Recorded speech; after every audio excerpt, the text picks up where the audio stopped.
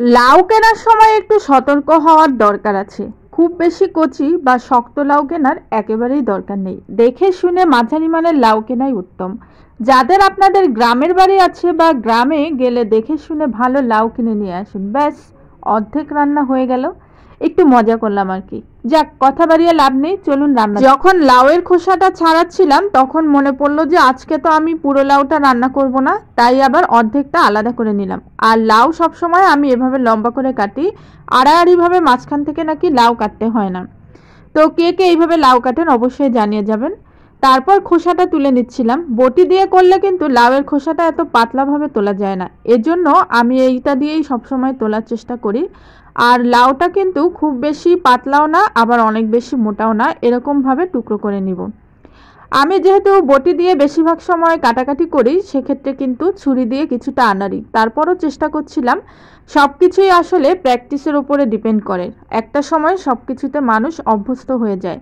লাউগুলো টুকরো করে আমি আলাদা করে রাখছিলাম। লাউ দিয়ে চিংড়ি মাছ খেতে আমার কাছে তো ভীষণ ভালো লাগে। এছাড়াও অনেক রকম মাছ দিয়ে লাউ রান্না করা যায়। আবার মুরগির মাংস দিয়ে লাউ রান্না করলেও কিন্তু খুব ভালো লাগে। অনেকে শুনেছি গরুর মাংস দিয়ে নাকি লাউ রান্না করে খায়।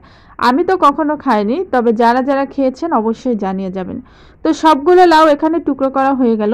লাউয়ে আজকে আমি একটু টমেটোও দিব, এজন্য 2টা টমেটো এখানে আলাদা টুকরো করে নিচ্ছিলাম। আর আমি কাঁচামরিচও টুকরো করে নিব। যদিও আমি শুকনো মরিচের গুঁড়াটাও ব্যবহার করব। লাউ রান্না আর দেখানোর কি আছে, এটা তো সবাই পারে। তারপরও আমি আপনাদেরকে দেখাচ্ছি। এই রমজান মাসে আমরা যেহেতু রোজা থাকবো, সারাদিন রোজা শেষে ইফতারি করব, চাইলে সেহরিতে কিন্তু এমন একটা লাউ রান্না করে আমরা খেতেই পারি।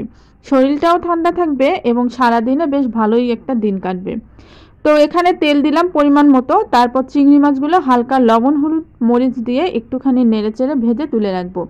আর চিংড়ি মাছটা এভাবেই আমি তুলে রাখি বেশিরভাগ সময়। এখন এই তেলের ভেতরেই কিছুটা পেঁয়াজ দিয়ে দিচ্ছি, আর তারপর দিয়ে দিব সেই টুকরো করে রাখা কাঁচা মরিচ। এক এক করে এর ভেতরে একটুখানি আদা বাটা রসুন বাটাও দিয়েছি, সেই সাথে স্বাদ মতো লবণ, একটুখানি ধনিয়ার গুঁড়া, জিরার গুঁড়া, পরিমাণ মতো হলুদের গুঁড়া এবং সামান্য পরিমাণে মরিচের গুঁড়া। এখানে মরিচের গুঁড়াটা অনেক লাল দেখাচ্ছে, আর আমি কিন্তু খুব বেশি মরিচ দেইনি, কিন্তু তবুও এটা যেহেতু এডিট করা, এজন্য কালারটা একটু বেশি আসে। আর কাঁচামরিচ দেওয়াতে কিন্তু এটাতে অনেক বেশি ঝাল হয়ে যাবে, তাই মরিচের পরিমাণটা বুঝে শুনে দিতে হবে। এখন মশলাটার সঙ্গে সব লাউয়ের এই সবজিগুলো ভালোভাবে নেড়েচেড়ে মিশিয়ে নিচ্ছি। 5 মিনিট মতো এরকম নাড়াচাড়া করলেই সব মিশে যাবে। এরপর একটা ঢাকনা দিয়ে ঢেকে রাখবো। আর ঢেকে রাখার কিছুক্ষণ পরে আমি এটা নেড়ে দেখব কতটা সিদ্ধ হলো।